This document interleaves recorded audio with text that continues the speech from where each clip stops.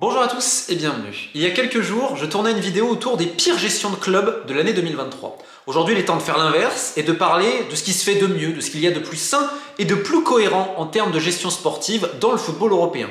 Et contrairement à la première vidéo, le choix était cornélien, beaucoup plus compliqué. Parce que pour tous ceux qui suivent les travaux sur la chaîne, les gestions abracadabrantesques, ubuesques et complètement folles des clubs de football, ça fait légion. Mais à l'inverse, les clubs bien gérés, c'est compliqué. Parce qu'en effet, on peut voir le côté grand public et par exemple, prenez le Betis. On se dit c'est pas mal, ils ont ramené des Isco, ils ont des bonnes idées, etc.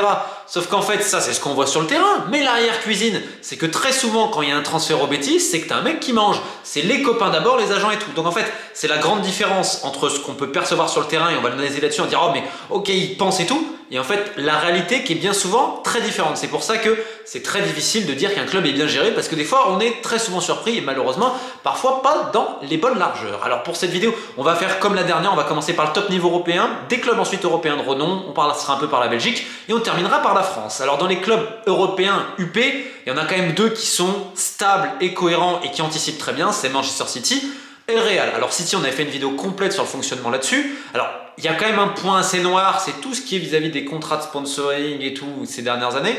Mais si on reste vraiment sur le sportif et la gestion, ils anticipent 6-12 mois avant. Regardez encore là vis-à-vis des prochaines arrivées. Donc c'est bien scouté, c'est bien pensé. L'effectif, évidemment, se garnit d'année en année. Alors certes, pour le moment, les résultats en première ligue sont un petit peu décevants, on va voir. Mais quand même, globalement, tu regardes en fait la stabilité. Tu te dis, ok, ils ont tout compris.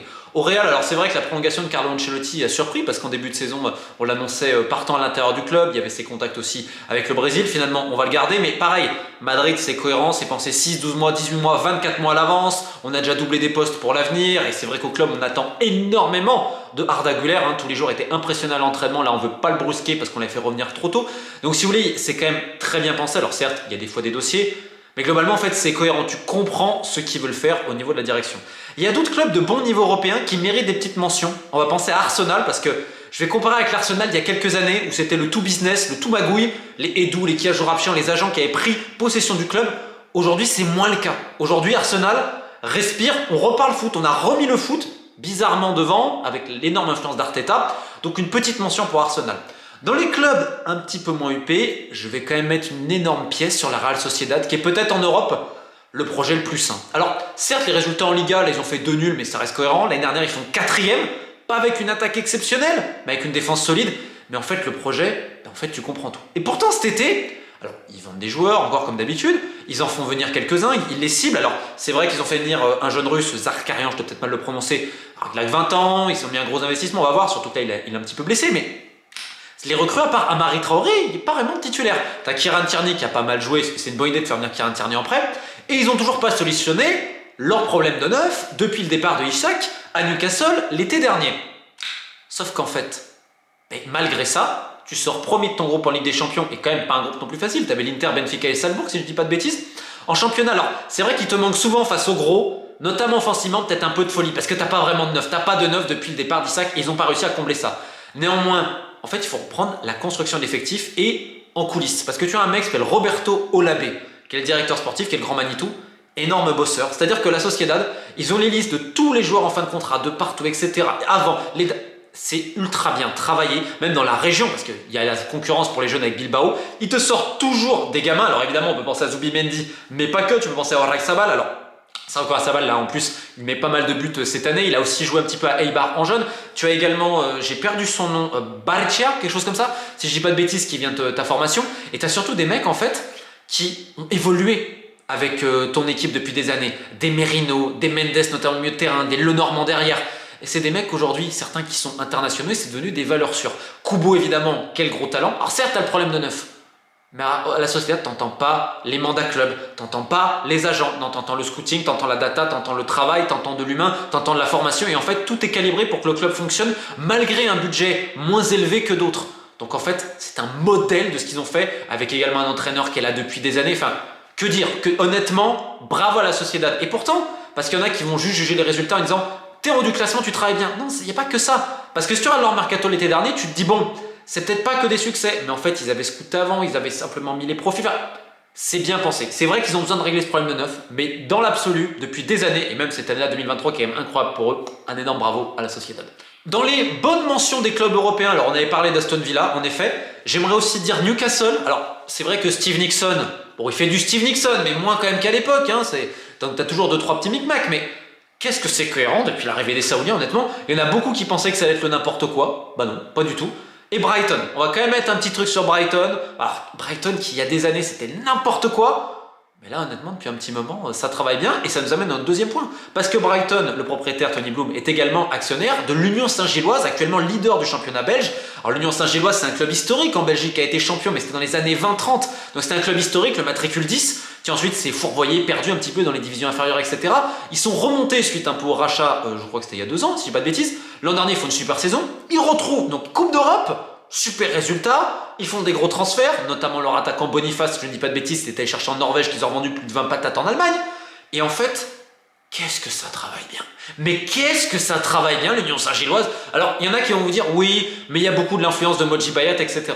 Oui, Modji Bayat a assuré quelques sorties et entrées à ce niveau-là, mais sur des joueurs qui sont scoutés en avance. Et en fait, l'Union Saint-Gilloise travaille avec Brighton, et on va prendre l'exemple de Amoura, super joueur algérien, qui sont allés chercher à Lugano en Suisse pour 4 millions. Personne n'a voulu poser 4 millions à Lugano, qui est un club moyen en Suisse, pour un joueur qui peut jouer ailier, qui peut jouer attaquant, qui va super vite, qui marque et qui peut faire marquer, enfin, qui est en train d'exploser. Et là, tout le monde le veut. Donc la valeur, c'est plus 4, hein, c'est 15-20. Donc ils ont super bien travaillé à ce sujet-là, parce que le mec a été scouté très longtemps en avance. Brighton voit, ok, on va le mettre là. Enfin, il y a une correspondance un peu entre les deux clubs, mais qui fait que l'Union Saint-Gilloise, c'est pas un club filial comme on l'entend. C'est-à-dire qu'on va développer des mecs là, enfin c'est bien pensé en fait, à la hauteur, parce que c'est un petit club dans le sens, le stade il est pas énorme, c'est pas un mastodonte du football belge actuel. En fait ça travaille super bien. En fait c'est sain et cohérent, et quand tu en parles à tous les, je veux dire, les scouts, les ci, là, on te dit, alors ok, il y a peut-être des fois quelques influences, mais en fait sportivement tu comprends. Alors ça n'empêche pas quelques échecs, on est d'accord. Mais ça a de l'idée, ça va te ramener même. Ils vont tenter des vrais trucs, ils vont te ramener des joueurs d'Équateur et tout. Un défenseur aussi d'Argentine qui est plutôt bon. Enfin, honnêtement, bravo à l'Union Saint-Gilloise à ce niveau-là, parce que c'est pas le plus grand des budgets.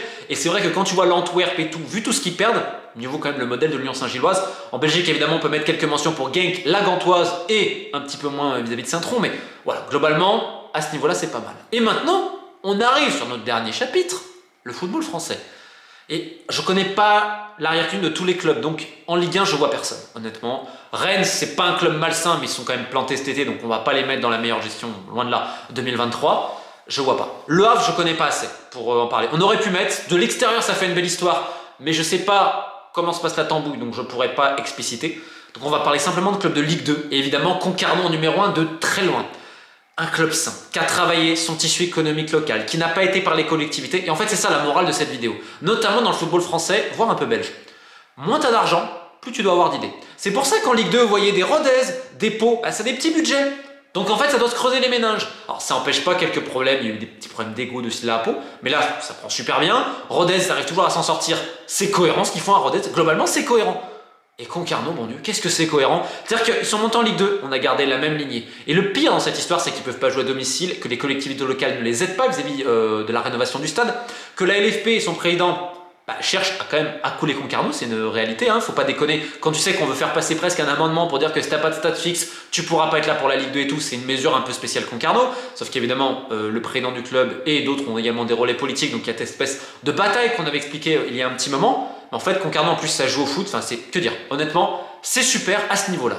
Et ailleurs, me direz-vous, bah c'est bien simple, on peut pas connaître toute l'arrière-cuisine de tous les clubs, principalement en France, donc je vais vraiment me contenter de ce que je connais et mettre un énorme coup de chapeau à Concarneau. Le Havre, ce serait à découvrir davantage, parce que comme je le dis, je n'ai pas assez d'informations en interne. Il y a d'autres clubs qui quand même peuvent être intéressants, alors pas sur toute la période 2023, mais c'est vrai que Angers depuis la descente et même la fin de saison en Ligue 1, cohérent ce qu'ils ont fait. Pas une surprise du tout, et je vais même aller plus loin. Quand on parlait à des recruteurs, à beaucoup de gens dans le milieu du foot, ils te disaient Angers, c'est intéressant ce qu'ils sont en train de mettre en place. Donc, à ce niveau-là, on peut être catastrophique pendant un moment, se racheter, etc. Enfin bref, c'est un peu la magie du football, mais on va quand même rester sur 2 idées. La première, c'est des fois, plus tu as d'argent, plus tu fais n'importe quoi et plus tu as un propriétaire à plumer, et donc ça fait ces gestions dispendieuses. Et deuxième point, c'est des fois qu'en fait, la stabilité, c'est quelque chose de très rare dans le milieu du foot, et on remarque que les clubs qui marchent bien, globalement, ils ont gardé ça. C'est pas simplement je garde le coach, les joueurs, c'est en fait une philosophie toujours qui met le football au centre de tout. Parce que ce qu'on voit à la Real Sociedad, et même dans le renouveau d'Arsenal depuis 1 an et demi, en fait, ça conjugue justement avec ça. Moins de magouilles, plus de football, et bizarrement, ça marche davantage. Bref, bon week-end à tous, équipe de Faith.